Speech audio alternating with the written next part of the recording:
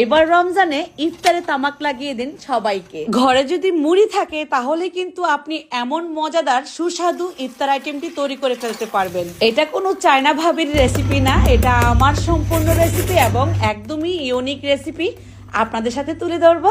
এবারের চমক ইফতার আইটেমে শুধুমাত্র মুড়ির সাথে কি কি লাগছে দেখে নিন এক নজর। একটা মিক্সিং বোলে নিয়ে নিচ্ছি 1 কাপ পরিমাণ বেসন, সামান্য লবণ, 1 টেবিল চামচ পরিমাণ রান্নার তেল।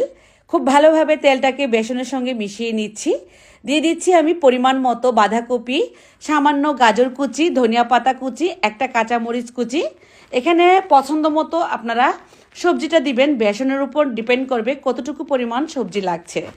বেসন যদি একটু বেশি দেন সেক্ষেত্রে একটু বেশি দিবেন সবজিটা। 1 কাপ পরিমাণ পানি দিয়ে দিচ্ছি।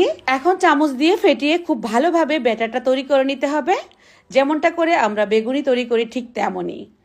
আদা